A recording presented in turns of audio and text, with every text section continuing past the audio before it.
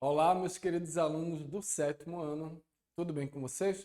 Meu nome é Ives Fernando, eu sou professor de ciências e hoje nós iremos começar mais uma aula do EducaPé. A aula de hoje é a de número 10. Bora falar sobre o ar e a saúde. Quando se fala do ar e a saúde, eu quero falar da poluição do ar que está envolvido aí com a nossa saúde. A camada de ar que fica ali em contato com a superfície da Terra, ela recebe o nome de troposfera, que tem aí uma espessura entre 8 e 16 quilômetros.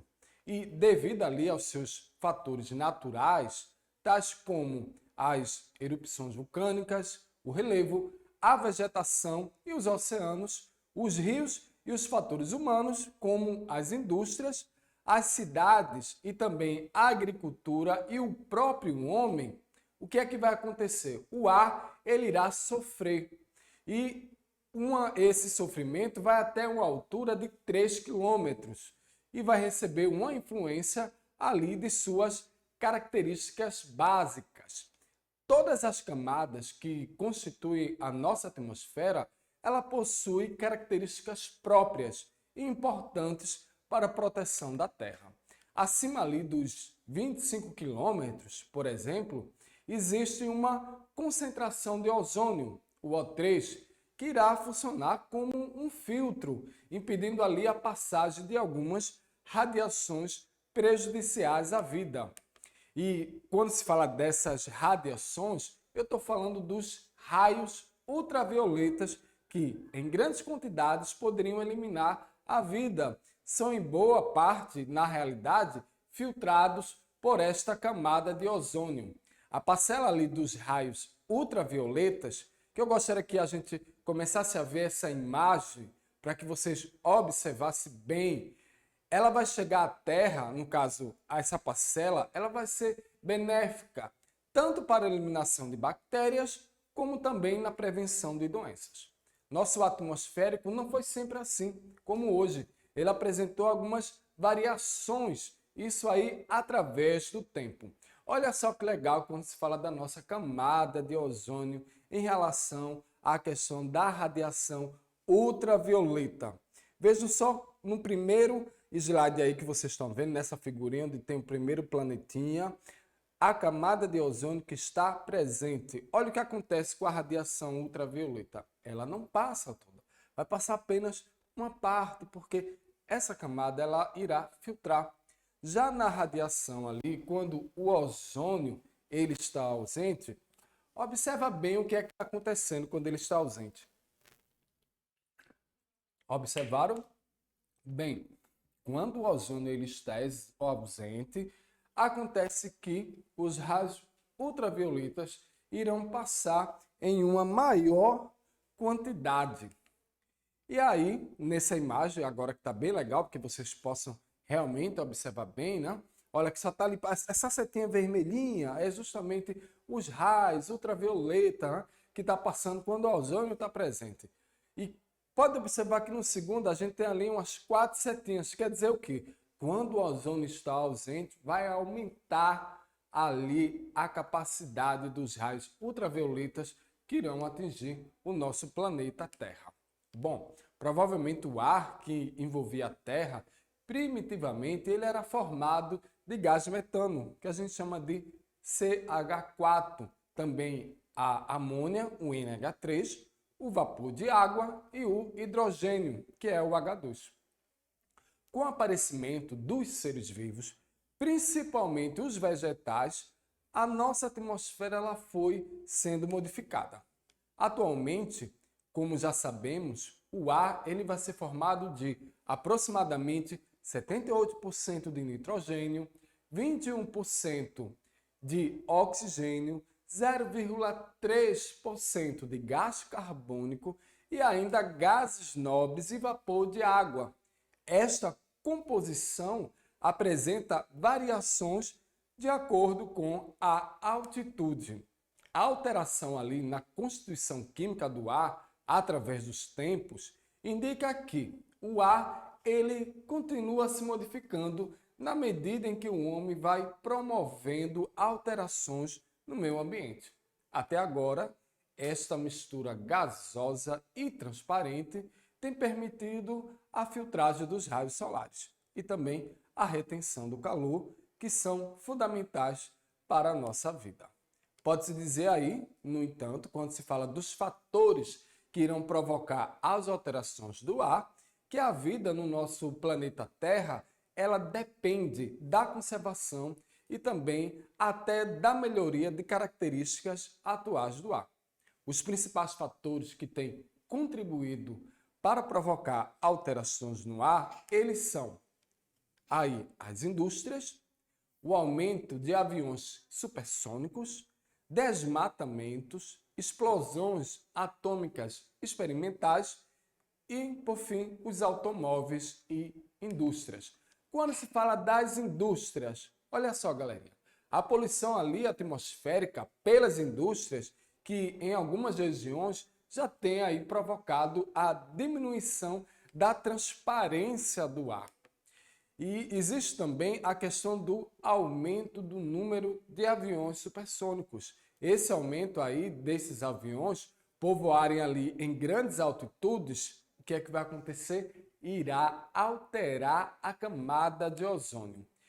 É lógico que eu tenho que falar do desmatamento, que diminuindo ali as áreas verdes, irá causar uma diminuição na produção de oxigênio e também na absorção do dióxido de carbono, o CO2. E existem também as explosões atômicas experimentais, automóveis e indústrias. As explosões ali que são atômicas experimentais, elas irão liberar na atmosfera grande quantidade de gases, de resíduos sólidos e também de energia. Já os automóveis e indústrias que irão consumir o oxigênio, eles irão liberar grandes quantidades de monóxido de carbono e também de dióxido de carbono. E todos esses fatores que eu acabei de falar para vocês, quando eles estão associados, o que é que vai acontecer? Irão colocar em risco o equilíbrio total do planeta, podendo provocar, entre outros fenômenos, o chamado efeito estufa, que pode provocar um sério aumento na temperatura da Terra, o que levará a nossa Terra a graves consequências. E esse efeito estufa, quando a gente fala ali efeito estufa, ele em si, ele é um processo natural que vai ocorrer na nossa atmosfera e que, na realidade, ele é benéfico, pois ele mantém a temperatura do planeta amena e sem grandes variações. No entanto, o problema, na verdade, é a exacerbação desse efeito, o que leva ao aquecimento global. Quando se fala ali de uma estufa, o que é uma estufa? Uma estufa, na realidade, é uma câmara fechada com estruturas de painéis de vidros transparentes que é usada principalmente em lugares frios para cultivar legumes e também plantas ornamentais. E quando o clima também ele está mais quente, essa estrutura aí ela vai permitir que os raios solares eles entrem aquecendo aí um ambiente, porém impede que essa energia ela volte para o lado de fora, retendo então o calor, mantendo na realidade uma temperatura que é propícia para os vegetais serem produzidos. E com a Terra vai acontecer o processo que ele é parecido, ou seja, a retenção do calor, porém de um modo mais complexo. Resumidamente, podemos dizer aí que o Sol ele vai emitir radiações em várias faixas de comprimento, e isso aí também de onda, que vai chegar até a superfície do planeta Terra. E quando chegar ali na superfície, vai absorver cerca de 51% dessa radiação e converte também e vai emitir o restante na forma de radiação infravermelha. E quando essa radiação ela chega na nossa atmosfera, alguns gases que a compõem, que são chamados de gases estufas, eles são capazes de absorver essas radiações e irá impedir que elas retornem para o espaço. E esses gases, na realidade, eles irão absorver cerca de 19% da radiação solar irão ajudar a aquecer o nosso planeta, que teria ali uma temperatura cerca de 30 graus Celsius, menor do que não houvesse esse processo. Além disso aí, o efeito estufa ele vai manter o clima, isso sem grandes variações, mantendo a vida no nosso planeta e também propiciando que várias transformações químicas e também físicas elas possam ocorrer. O ar atmosférico, na realidade, como está dizendo para vocês, né, ele ali é composto, né, por nitrogênio, oxigênio, que são os gases estufas, e 1% restante, o que é que vai ter? Vários gases de vapor de água, sendo que, na realidade, a água ela vai ser a grande responsável pelo efeito estufa natural. Os outros gases estufas, no caso aí, o CO2, o CO4, o óxido nitroso, o clorofurcarboneto, o hidroclorofurcarbonetos e o hexafluoreto de enxofre.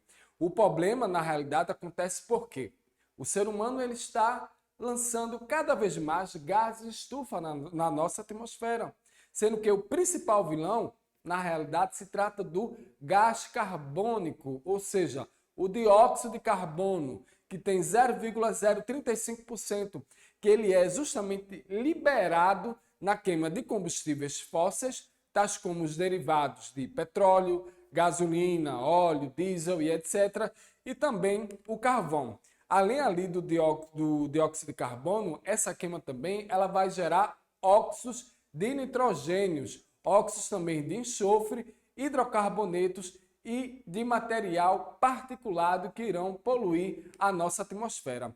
Assim, com uma maior concentração aí desses gases na nossa atmosfera, vai se formar o que a gente chama de uma barreira, que faz com que mais radiação infravermelha seja retida e refletida também novamente para a nossa superfície. E dessa forma, o efeito estufa, ele deixa de ser natural e passa aí a causar o aquecimento do nosso planeta. E qual vai ser a consequência desse efeito estufa? O derretimento das calotas polares, que aumenta, na realidade, o nível das águas do mares, que é agravado também pela dilatação térmica da massa de água oceânica. Isso daí vai acontecer, né? Porque vai existir ali uma perda de vários ecossistemas costeiros. E é lógico, quando acontece isso, acontece também as alterações climáticas, ou seja, em algumas regiões, há chuvas muito fortes. Em outras, o que é que vai acontecer? Grandes ondas de calor. E é lógico que quando isso acontece, existe o aumento das doenças tropicais e a proliferação de insetos nocivos e os transmissores de doenças. É claro que com a poluição do ar, vai também ocorrer as doenças que estão vinculadas a essa poluição. Então, uma boa qualidade de vida, ela vai estar o quê? Interligada a um fator muito importante, as condições atmosféricas, que é quase imperceptível aos olhos humanos.